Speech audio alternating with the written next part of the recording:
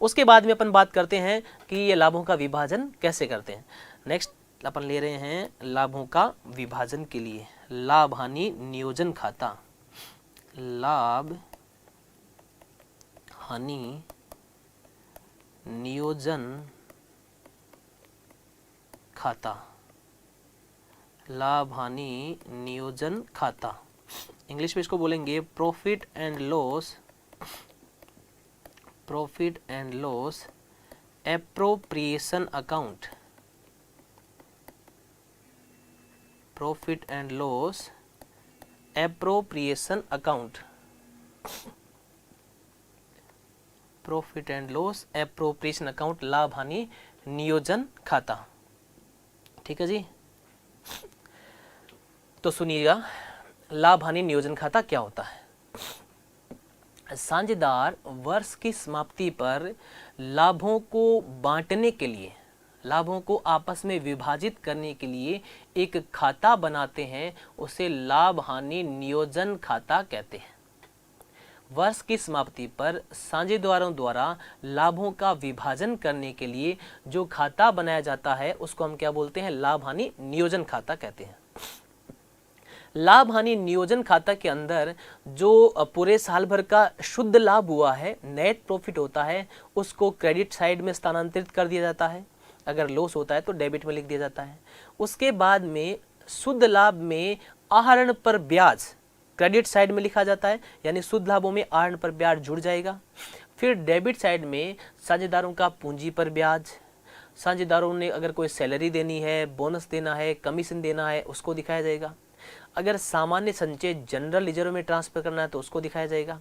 और उसके बाद में भी अगर प्रॉफिट बच जाता है तो उसको साझेदारों में उनके लाभ हानि विभाजन अनुपात में बांट दिया जाएगा। ये होता है आपका लाभ हानि नियोजन खाता। तो ध्यान से देखिएगा, अच्छा, लाभ हानि नियोजन खाते का जो नेचर होता है, जो प्रकृति होती है, वो नाम मात्र के खाते की होती है। इसका जो नेचर होता है या प्रकृति होती है वो नाम मात्र खाते की होती है, यानी नॉमिनल।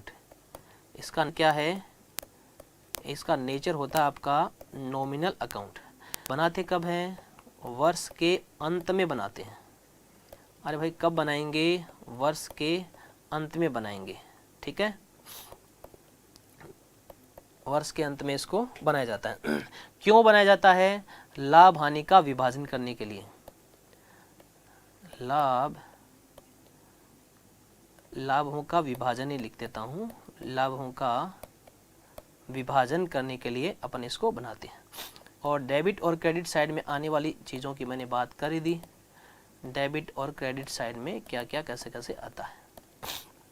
डेबिट साइड में interest on capital, salary, bonus, commission और जनरल रिजर्व में ट्रांसफर कर सकते हैं और लास्ट में प्रॉफिट डिस्ट्रीब्यूट कर देंगे।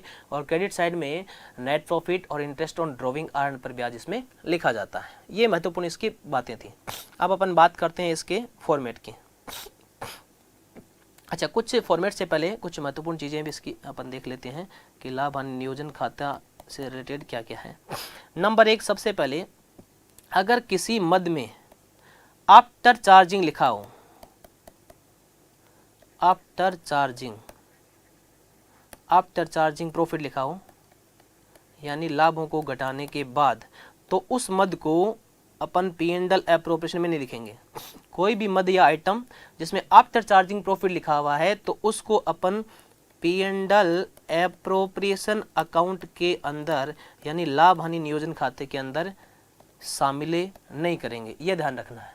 जैसे ऐसे लिखा है, वेतन को डेबिट करने के पश्चात लाभ, तो उस वेतन को अपन लाभ हानि नियोजन खाते में नहीं लिखेंगे, क्योंकि वो प्रॉफिट में से माइनस से हो चुका है। वापस लिखेंगे तो 2 बार हो जाएगा, डबल हो जाएगा।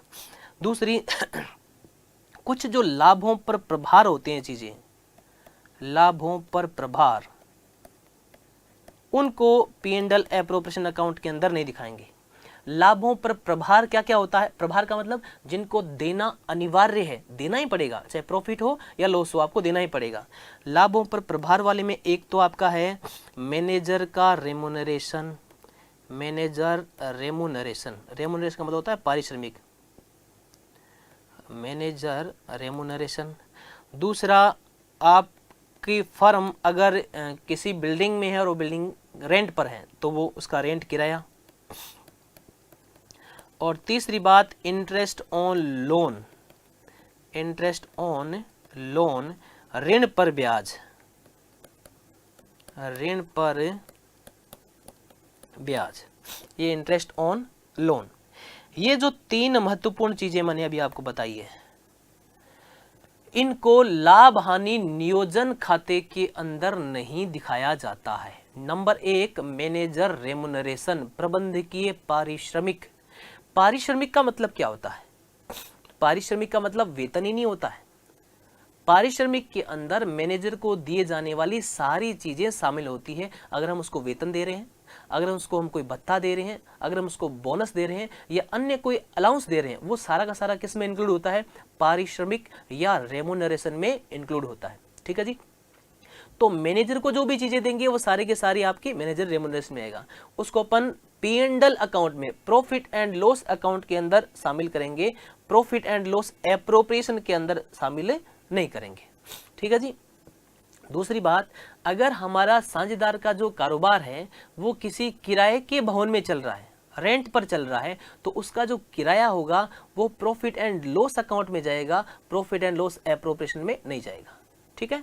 नंबर तीसरी बात, आपको अगर इंटरेस्ट ऑन लोन है, ऋण पर ब्याज, यानी किसी साझेदार ने फर्म को ऋण दिया है तो उस पर ऋण का जो ब्याज है उसको भी P&L अकाउंट में दिखाना है, P&L एप्रोप्रिएशन में नहीं दिखाना है।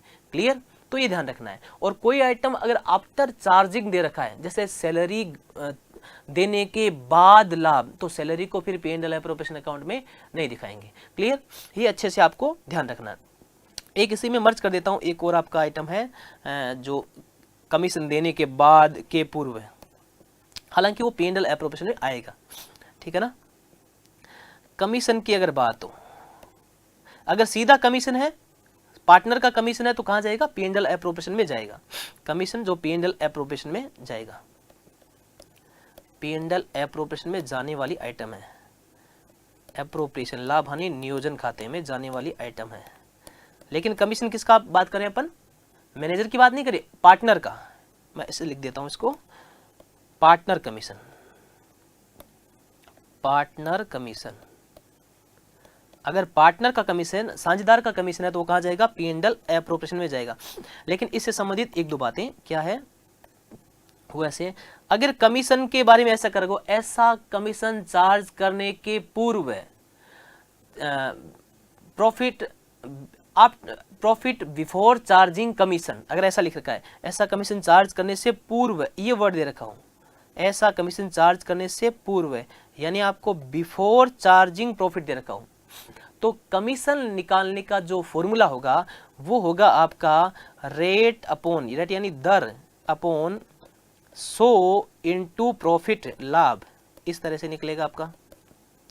और नंबर सेकंड, अगर के बाद आपको दे रखा हो, अगर वर्ड दे रखा हो ऐसा कमीशन चार्ज करने के बाद, यानी आफ्टर दे रखा हो, तो आपको क्या करना है? फॉर्मूला ये यूज करना है, रेट, रेट यानी दर अपॉन 100 प्लस रेट, 100 के अंदर रेट को क्या कर देना? प्लस कर देना, और इनटू क्या हो जाएगा? प्रॉफिट हो जाएगा, लाभ हो जाएगा। स्पेशली ध्यान रखना, आप ये आफ्टर वाला भूल जाते हैं, हम कैलकुलेट करते हैं तब।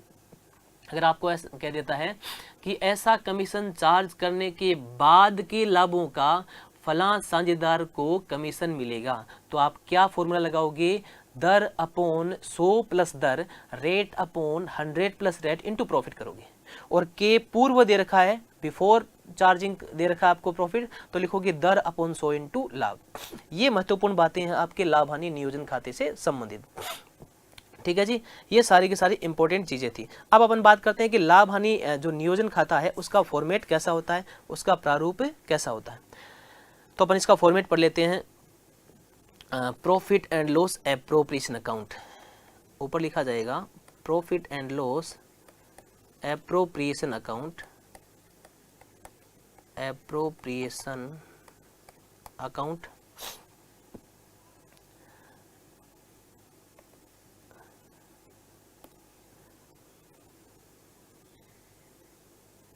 इस तरह से हम इसको बना लेते हैं।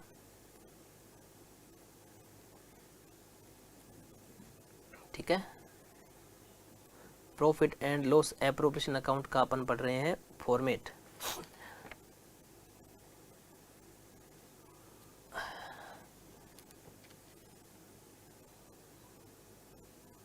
ये लो जी, फॉर्मेट बन करके तैयार।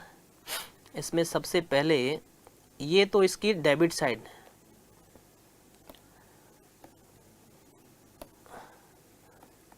डेबिट साइड और ये credit side, left hand side debit side, right hand side credit side. एक और एरो बना देते हैं, ये जो लिखते हैं ना अपन पर्टिकुलर्स अमाउंट, उसके लिए, ठीक है जी।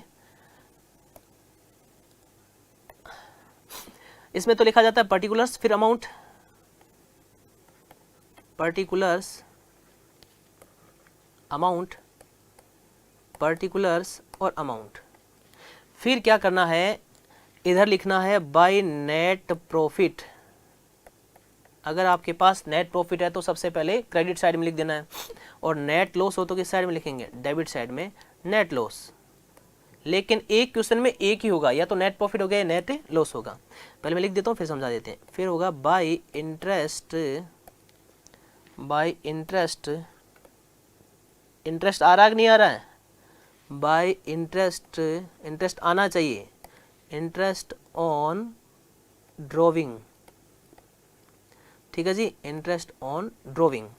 इधर लिखा जाता है टू इंटरेस्ट ऑन कैपिटल, कौन सा, इंटरेस्ट ऑन कैपिटल। फिर किसी भी पार्टनर की अगर सैलरी है, किसी भी पार्टनर का अगर बोनस है, किसी भी पार्टनर का अगर कमीशन है तो उसको दिखाएंगे। और फिर जनरल रिजर्व, अगर जनरल रिजर्व में ट्रांसफर कर रहे हो तो उसको मेंशन करेंगे। इतना काम करने के बाद में अपने को लगाना है दोनों साइडों का टोटल, इसका और इसका, डेबिट साइड का और क्रेडिट साइड का टोटल लगाना है, ठीक है जी। ये इधर भी कर देते हैं, ये नाराज नहीं हो।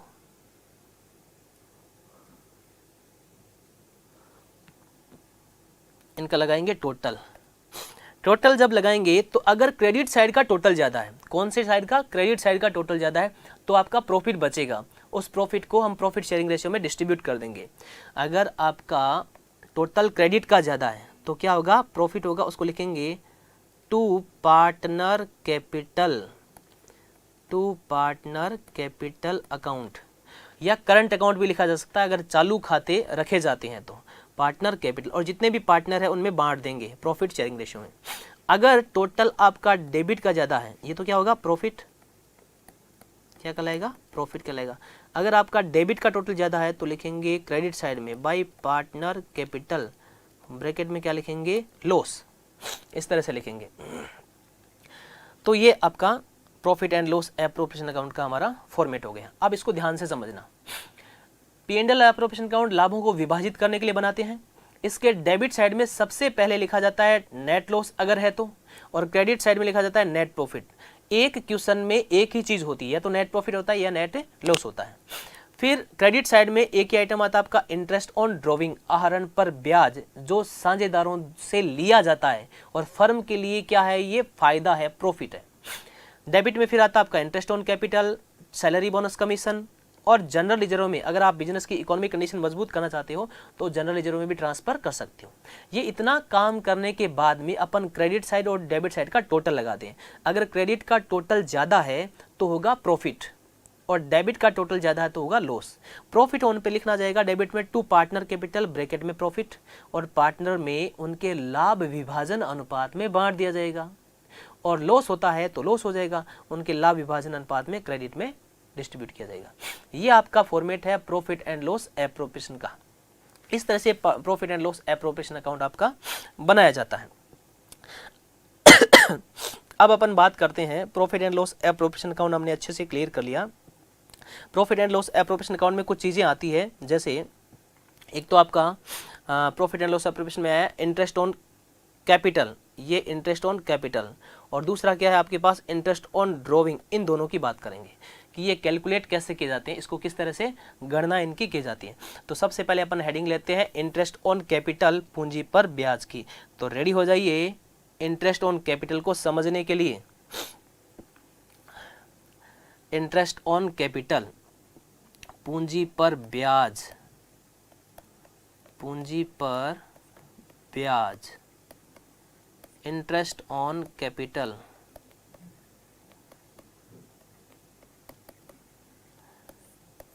पूंजी पर ब्याज। पूंजी पर ब्याज फर्म के लिए एक खर्चा है, एक्सपेंसेस है। पूंजी पर ब्याज लाभों पर प्रभार अगर नहीं माना जाए तो लाभ होने की स्थिति में दिया जाता है, अन्यथा नहीं दिया जाता है। पूंजी पर जो ब्याज होता है वो लाभों के हिसाब से दिया जाता है। अगर लाभ पर्याप्त मात्रा में है तो पूंजी पर ब्याज पूरा मिल जाएगा, और लाभ पर्याप्त मात्रा में नहीं है तो पूंजी पर जो ब्याज आता है उसी के रेशियो में डिस्ट्रीब्यूट कर दिया जाता है। और लाभों पर प्रभार अगर माना गया है पूंजी पर ब्याज को तो देना ही पड़ेगा, अनिवार्य होगा, उसको अपन रोक नहीं सकते। तो पूंजी पर जो ब्याज है उसको निकालने की दो विधियां हैं हमारे पास। नंबर 1 साधारण विधि, सिंपल मेथड। कौन सा मेथड? Simple method. पूंजी पर ब्याज निकालने का तरीका है सिंपल मेथड, साधारण विधि। उसका फॉर्मूला होता है आपका पूंजी यानी कैपिटल, पूंजी मल्टीप्लाई करना है दर से, रेट अपॉन 100 इंटू समयावधि, यानी कितने टाइम के लिए आपकी पूंजी लगाई गई है, समयावधि, डिवाइड बाई 12। ये आपके पूंजी पर ब्याज की गणना का फॉर्मूला होता है। Capital multiply by rate upon 100 into period divide by 12। ये पूंजी पर ब्याज की गणना का साधारण फॉर्मूला है, सीधा तरीका है। मान लेते हैं कि एक व्यापारी ने 1 लाख रुपए लगा करके बिजनेस शुरू किया, और बिजनेस आपका अप्रैल से मार्च, मान लेते हैं अप्रैल से मार्च, 31 मार्च तक का, और उसने स्टार्टिंग में अप्रैल में ही पैसे लगाए, और इस पर रेट है 12% इंटरेस्ट की। तो तरीका हो जाएगा आपका, सॉल्यूशन हो जाएगा 12/100 इंटू 12/12, यानी 12 बाई पीरियड कितना होगा, पूरा 12 महीने का होगा। ये पीरियड तो तब ध्यान रखना है जब वर्ष के बीच में कोई बिजनेस शुरू करे।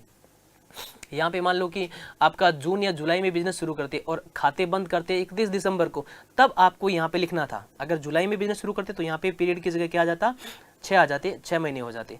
या तो आपको 1 अप्रैल में लगाया तो कोई दिक्कत नहीं है। तो 1 लाख 12% रेट है और 12 महीने का इसका इंटरेस्ट निकालना है, तो कितना हो जाएगा, 12,000 हो जाएगा। ये साधारण विधि से इंटरेस्ट निकालना है। नेक्स्ट दूसरी जो विधि है उस विधि का नाम है अपना पूंजी पर ब्याज निकालने का गुणनफल विधि। क्या नाम है? गुणनफल विधि। दूसरी विधि आपकी है गुणनफल विधि, जिसको हम बोलते हैं by product method. By product method.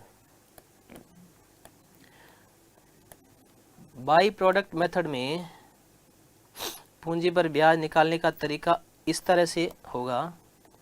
By product method, इसका फॉर्मूला होता है, इसका जो सूत्र होता है वो किस तरह से होता है, टोटल प्रोडक्ट यानी गुणनफलों का योग, total product into rate, rate यानी दर, अपॉन 100 इंटू 12, और यहाँ ले लेते हैं 1, पीरियड के लिए 1। तो गुणनफल विधि से पूंजी पर ब्याज निकालने का तरीका क्या होगा, टोटल प्रोडक्ट यानी गुणनफलों का योग इंटू रेट दर into 1 divide by 100 into 12, 100 into 12। ये गुणनफल विधि से पूंजी पर ब्याज निकालने का तरीका है। पूंजी पर ब्याज से संबंधित कुछ महत्वपूर्ण बातें हैं।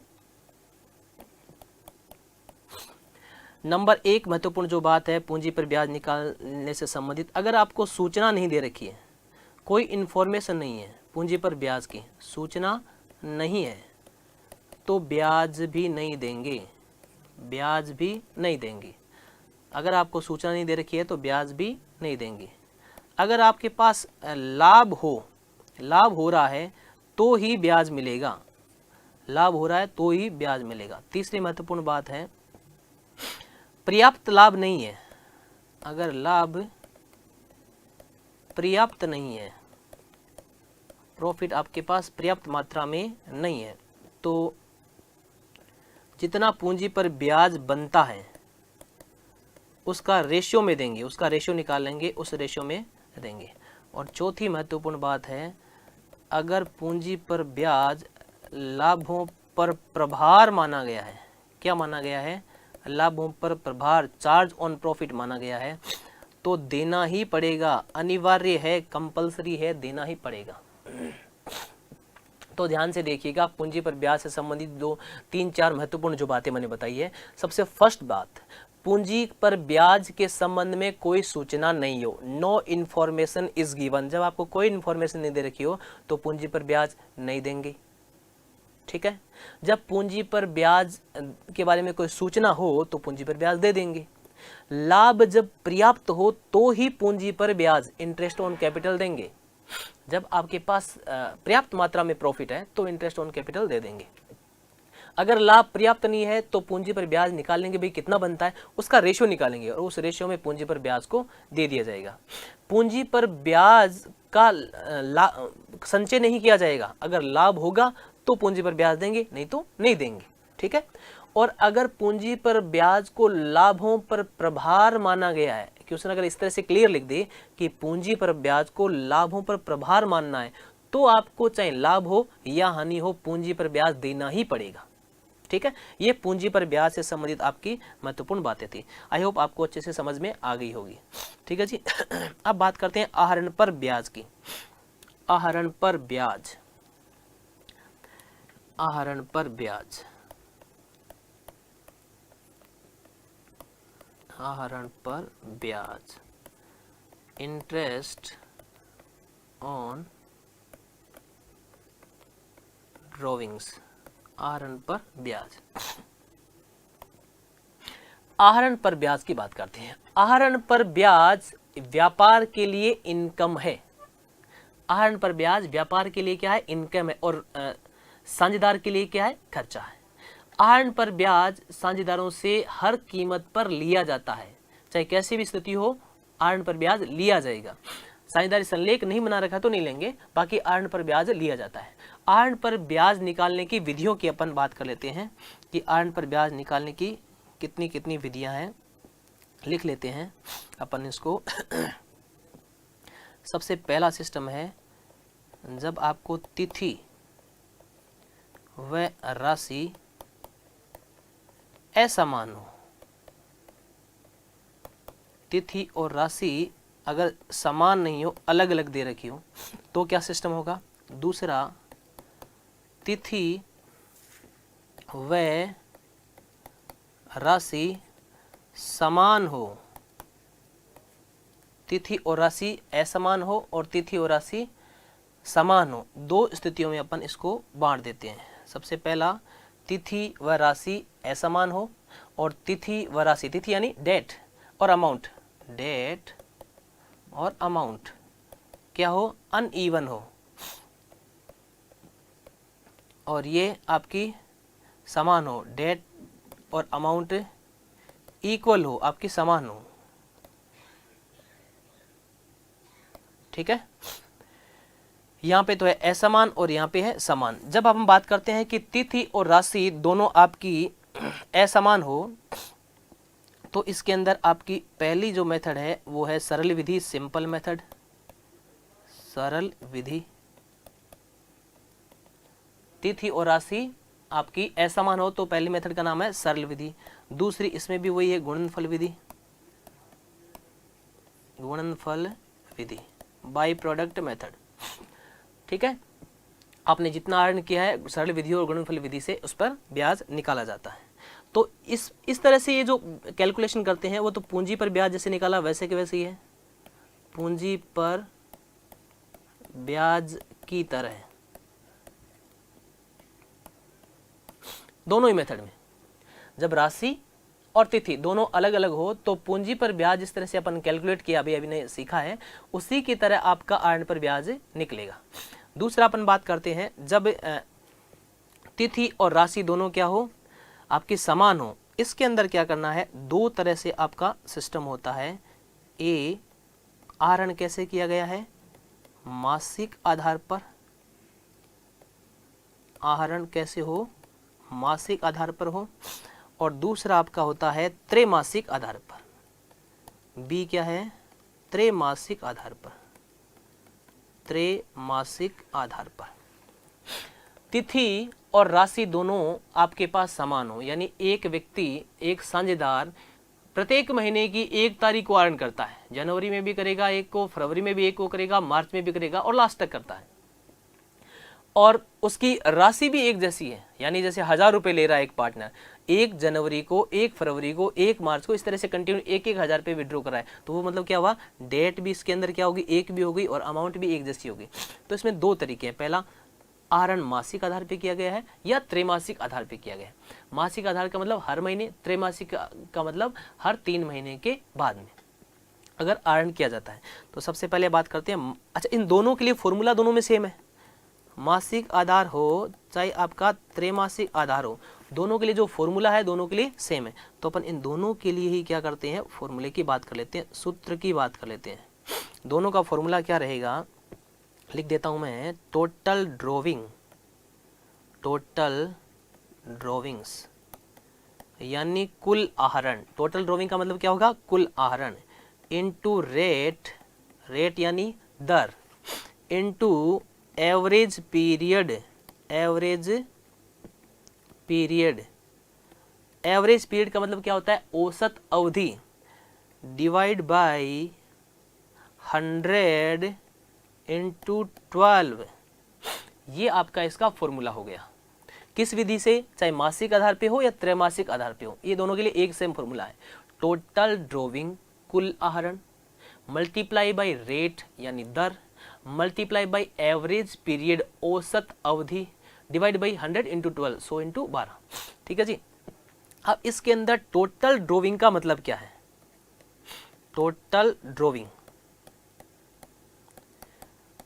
ड्रॉविंग का मतलब यह है कि एक साझेदार ने प्रत्येक महीने की किसी भी तारीख को, वो अपन एवरेज पीरियड में देख लेंगे, किसी भी तारीख को अगर 1000 रुपये आहरण किया है, प्रत्येक महीने की प्रथम तिथि, मध्य तिथि, अंतिम तिथि को अगर 1000 रुपये का आहरण किया है और लगातार कब तक किया है? 12 महीने तक आहरण किया है, तो अपन इसको क्या करेंगे? 12 से मल्टीप्लाई करके टोटल ड्रॉविंग निकाल लेंगे। एक व्यक्ति ने 1000 रुपये एक महीने को और कंटिन्यू 12 महीने तक किया तो 12,000 हो गए। ये क्या कहलाता है? Total drawing. और अगर कोई पार्टनर लगातार 1 साल तक आहरण नहीं करे, 9 मंथ तक ही करे, तो कितने से मल्टीप्लाई करना है? 9 से करना है। तो कितने हो जाएंगे? 9000 हो जाएंगे। तो ये हमारा हो गया टोटल ड्रॉविंग। रेट अपने को दे रखी होगी भाई, कितनी रेट से अपने को कैलकुलेट करना है इसको। तीसरा महत्वपूर्ण चीज, वेरी इंपॉर्टेंट आपका है एवरेज पीरियड, औसत अवधि। एवरेज पीरियड, ये औसत अवधि जब कैलकुलेट करेंगे, इसको अच्छे से समझना है कि औसत अवधि कहाँ से आती है। तो इसको अपन अच्छे से क्लियर कर रहे हैं। एवरेज पीरियड को एकदम फ्रेश ताज़ा पेज से करते हैं। एवरेज पीरियड को, एवरेज पीरियड कहाँ पे काम आ रहा है अपना? आहरण की ब्याज की गणना में काम में आ रहा है। एवरेज पीरियड, औसत अवधि, एवरेज पीरियड, औसत अवधि। जो फॉर्मूले में औसत अवधि निकालते हैं ना, वो कैसे निकलेगी? औसत अवधि,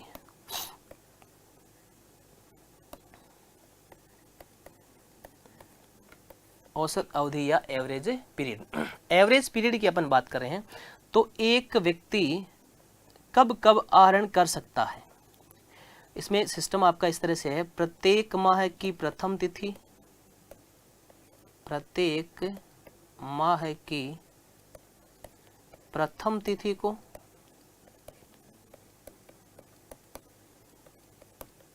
दूसरा प्रत्येक माह की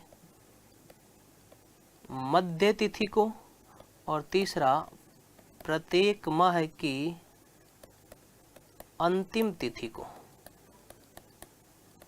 और लगातार 12 महीने तक, कंटिन्यू 12 महीने तक अगर वो विड्रॉ करता है। पहला प्रत्येक माह की प्रथम, दूसरा प्रत्येक माह की मध्य और प्रत्येक माह की अंतिम तिथि। क्वेश्चन में इस तरह की सिचुएशन होती है कि एक साझेदार प्रत्येक माह की प्रथम तिथि को इतने रुपए आहरण करता है, तो आपको औसत माह है जो एवरेज पीरियड है वो कितना मानना है? अगर कोई साझेदार प्रत्येक माह की मध्य तिथि में आहरण करता है तो औसत माह कितना माना है, और कोई साझेदार प्रत्येक माह की अंतिम तिथि को आहरण करता है तो औसत माह कैसे निकालना है। ये औसत माह एक तो तरीका है रटाफिकेशन, वो तो ये है कि सीधा मैं लिख देता हूँ यहाँ पे 6.5 माह है। दूसरा इसमें लिख देता हूँ 6 माह है, यानी 6 महीने औसत माह माने जाएंगे, और इसमें 5.5 माह है। ये तो याद रखने वाला सिस्टम हुआ कि भाई इनको ऐसे याद रख करके भी अपन क्वेश्चन को सॉल्व कर सकते हैं। अब रही कि भाई याद क्या पता भूल जाए, तो तरीका भी होना चाहिए ना, तो तरीके की बात करते हैं।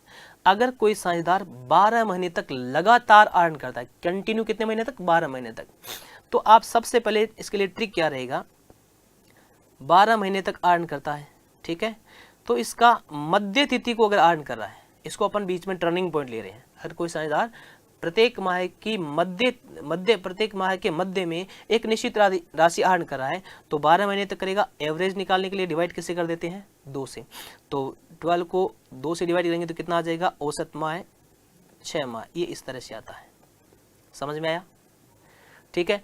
अब अपने को प्रथम तिथि में जाना है, कहाँ जाना है, ऊपर जाना है, इससे प्रथम तिथि को जाना है, यहाँ ऊपर जाना है, प्रथम तिथि में जाना है, तो इसमें 0.5 प्लस कर दें। अगर आपको ऊपर की साइड में जाना है तो 0.5 प्लस कर दें, 6.5 माह आ जाएंगे। अगर आपको लास्ट तिथि में जाना है तो क्या करना है, 0.5 माइनस कर दें। ये ट्रिक हो गई आपकी, 5.5 माह है, हो गया ना आराम से। ये हमारा टर्निंग पॉइंट था, यहां से हमने खेल स्टार्ट किया था। अगर कोई साझेदार लगातार 12 महीने तक, यहाँ मैं लिख देता हूँ, ये कंटिन्यू कितने महीने तक की बात हो रही है, 12 मंथ तक की बात हो रही है। अगर 12 मंथ तक विड्रॉ किया जा रहा है, 12 महीने तक विड्रॉ किया जा रहा है, तो आप सबसे पहले मध्य तिथि निकालो। मध्य तिथि का मतलब 12 को 2 से डिवाइड कर दो, एवरेज मंथ कितना आएगा, 6 महीने।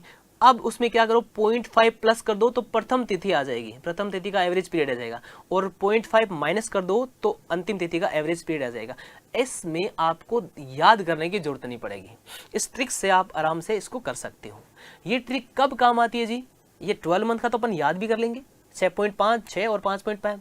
ये ट्रिक तब काम आती है जब आहरण लगातार 12 महीने तक नहीं किया गया हो। जैसे बिजनेस आपका कितने मंथ तक चला हो, उस अकाउंटिंग पीरियड में 9 मंथ तक चला हो, तब ये काम आती है।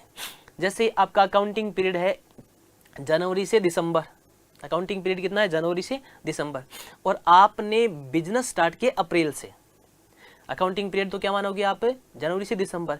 1 अप्रैल से आपने व्यापार प्रारंभ किया है और उस टाइम से आपने आहरण निकालना शुरू कर दिया, तो 1 अप्रैल से 31 दिसंबर तक की हम बात करें तो कितने महीने तक आपने आहरण किया, 9 महीने तक आहरण किया। ऐसी स्थिति में अब निकालने के लिए तरीका हमारा बड़ा आसान हो जाएगा, क्योंकि यहाँ पे 12 महीने तक नहीं है, तो यहाँ पे टोटल कितना लिखेंगे, 9 मंथ लिखेंगे, और डिवाइड किससे करेंगे, 2 से। ये किस में बीच में रखना हो, एकदम ध्यान रखना है सीक्वेंस में। यहाँ पे मध्य तिथि की चल रही है, सब खेल किससे, मध्य तिथि से चलेगा, यानी मध्य में आहरण करें तो 9/2 कितना हो जाएगा भाई, 4.5 माह है, यानी 4.5 माह है आपका औसत आ जाएगा। अगर कोई साझेदार केवल 9 मंथ तक लगातार 9 महीने तक की आहरण करें। कहाँ जाना, ऊपर जाना। ट्रिक हमारी इस्तेमाल कीजिए, ऊपर जाने के लिए ट्रिक 0.5 प्लस कर दीजिए। ट्रिक क्या है, 0.5 प्लस कर दीजिए, तो प्रथम तिथि को आहरण करता है और 9 मंथ तक आहरण किया है, तो कितना हो जाएगा, 5 माह एवरेज होगा। और ट्रिक वापस इस्तेमाल कर लीजिए, 0.5 क्या कर देना, माइनस कर देना, तो 4.5 में से बात किससे कर रहा हूँ, 0.5 किस में प्लस करना है, 4.5 में, 4.5 में करेंगे तो 5 हो जाएगा, और 4.5 में से माइनस करेंगे 0.5 तो कितना हो जाएगा, 4 हो जाएगा। इस तरह से चाहे कितने ही महीने आहरण किया गया हो, अपन कैसी भी स्थिति हो, औसत माह बड़े आराम से निकाल सकते हैं, और कोई चीज हमें याद रखने की जरूरत नहीं है। खेल किस पर है, पूरा का पूरा मध्य तिथि पर। वापस सुनिएगा ध्यान से, अगर 12 महीने तक लगातार आहरण किया गया तो 12/2 6 महीने आ जाएगा, बीच का मध्य का, ऊपर 0.5 प्लस कर दो 6.5 और 0.5 माइनस कर दो 5.5। 9 मंथ तक आहरण किया गया तो 9/2 कितना हो गया, 4.5, 4.5 प्लस कर दो 0.5 तो आ जाएगी प्रथम तिथि को 5 माह है, और 4.5 में से 0.5 माइनस कर दो कितना आ जाएगा, 4 माह औसत माह आ जाएगा। अगर 6 मंथ तक आओ तो 6/2 यानी 3वां आ जाएगा मध्य का, 0.5 प्लस कर दो तो प्रथम तिथि का बन जाएगा 3.5, और 3 में से 0.5 माइनस कर दो तो 2.5 बन जाएगा आपका अंतिम तिथि का। ये आहरण पर ब्याज की गणना के लिए औसत अवधि निकालना बड़ी जरूरी होती है, एवरेज पीरियड। और एवरेज पीरियड निकालने का मैंने एकदम आसान सा तरीका आपको बता दिया है। चाहे कैसा भी क्वेश्चन हो, आप एवरेज पीरियड आराम से निकाल सकते हैं, आपका कभी भी गलत नहीं होगा। ये आपका औसत पीरियड आपने देख लिया। अब अपन बात करते हैं कि भाई औसत पीरियड निकालना तो अपन ने सीख लिया, लेकिन आगे अपन इसको किस तरह से फॉलो करेंगे, अगर क्वेश्चन करेंगे तो कैसे करेंगे, किस तरह से होगा, तो अपन थोड़ा सा इसका एग्जांपल ले लेते हैं। एक एग्जांपल से इसको समझते हैं। किसको समझना आपने को? एवरेज पीरियड को समझना है। एवरेज पीरियड को एग्जांपल से समझते हैं। एक एग्जांपल लेते हैं कि किसका एग्जांपल लेते हैं, ये लो जी, एक एग्जांपल लेते हैं कि एक रवि है। कौन है जी? रवि है। और रवि 1000 रुपये प्रति माह है, 1000 रुपये प्रति माह अर्न करता है। दर जो है, रेट है वो कितनी है? 12% है। रेट कितनी है? 12% से अर्न करता है, ठीक है। और अर्न करता है प्रत्येक माह की प्रथम तिथि को। अर्न कब करता है? प्रत्येक माह की प्रथम तिथि को करता है। क्वेश्चन है, रवि एक फर्म में साझेदार है जो 1000 रुपये प्रत्येक माह की प्रथम तिथि को फर्म से आहरण करता है। आहरण पर ब्याज की दर 12% वार्षिक है। आहरण पर ब्याज की गणना कीजिए, ठीक है। आहरण पर ब्याज की गणना कीजिए। तो आहरण पर ब्याज की प्रथम तिथि है। प्रथम तिथि का तरीका मैंने आपको बता रखा है, क्या है? प्रथम तिथि को अगर आहरण करता है तो 6.5, ये तो याद रखने वाला, ट्रिकली ऐसे कर सकते हैं। तो यानी प्रथम तिथि को आहरण करता है तो एवरेज मंथ कितना मानना है? 6.5 मानना है। अब अपन पहले तो लगाते हैं फॉर्मूला। इसका फॉर्मूला क्या कहता है? Total drawing. फॉर्मूला कह रहा है हमारा टोटल ड्रॉविंग, कुल आहरण, इनटू रेट ऑफ इंटरेस्ट, ब्याज की दर, into average period, average period औसत अवधि, डिवाइड बाई 100 इंटू 12। ये हमारा फॉर्मूला है। Total drawing into rate into average period divide by 100 into 12, ठीक है जी। अब अपन फीड करेंगे। सबसे पहले किसकी बात करें? टोटल ड्रॉविंग्स की। 1000 रुपये प्रति माह है तो 12 महीने तक लगातार अर्न करेगा तो कितना हो जाएगा? 12,000। 1000 इंटू 12, 12,000। रेट क्वेश्चन में कितनी मेंशन कर रखी है? 12%। एवरेज पीरियड, प्रथम तिथि को अगर अर्न करना है तो कितना मानना है? 6.5, 6.5 मानना है। अब डिवाइड कितने से करना अपने को? 100 इंटू 12 से, 100 इंटू 12 से।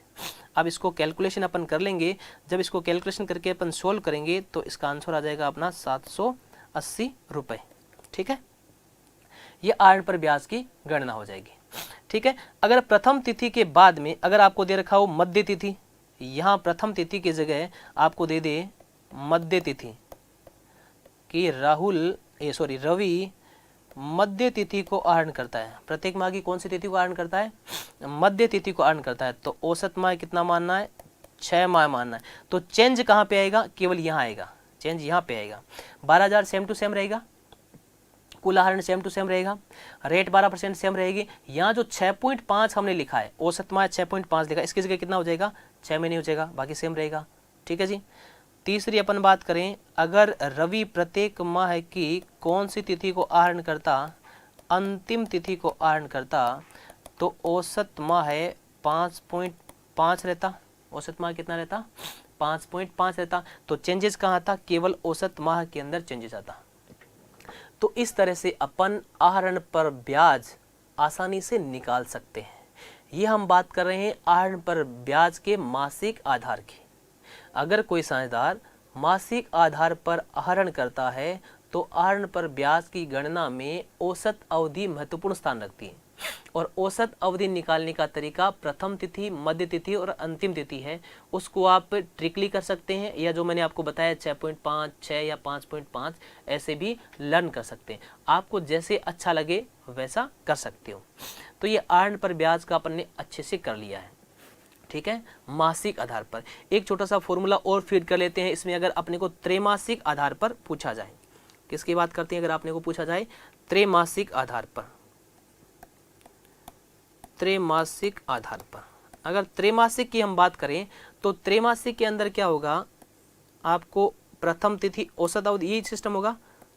प्रथम तिथि अगर प्रत्येक तिमाही के प्रारंभ में, प्रत्येक तिमाही के मध्य में और प्रत्येक तिमाही के अंत में, ये 3 स्थितियां बन सकती है। प्रत्येक तिमाही के प्रारंभ में, प्रत्येक तिमाही के मध्य में और प्रत्येक तिमाही के अंत में। अगर प्रत्येक तिमाही के प्रारंभ की बात हो, प्रत्येक तिमाही के, अच्छा इसमें भी अपन ट्रिक्स बता देते हैं आपको कि अगर प्रत्येक तिमाही के मध्य में करें तो इसमें अपन मध्य वाला ही रूल लगाते हैं। आपका कितना है 12, वर्ष में महीने कितने होंगे 12, डिवाइड किससे करना है 2 से, एवरेज कितना आ जाएगा 6। यानी तिमाही को भी अगर कोई पार्टनर आहरण करता है, प्रत्येक तिमाही को भी करता है, तो मध्य जो तिथि होगी वो आपकी क्या रहेगी, औसत अवधि उसकी 6 महीने रहेगी। अब आपको जाना कहाँ है, इससे ऊपर जाना है। अगर अब इसमें आपको ऊपर जाना है तो ध्यान रखना है, इससे ऊपर जाने के लिए आपको यहाँ पे 1.5 प्लस करना पड़ेगा। प्रथम तिथि को जाना है तो 1.5 क्या करना है, प्लस करना है, और नीचे की ओर जाना है अंतिम तिथि को तो 1.5 क्या करना पड़ेगा, माइनस करना पड़ेगा।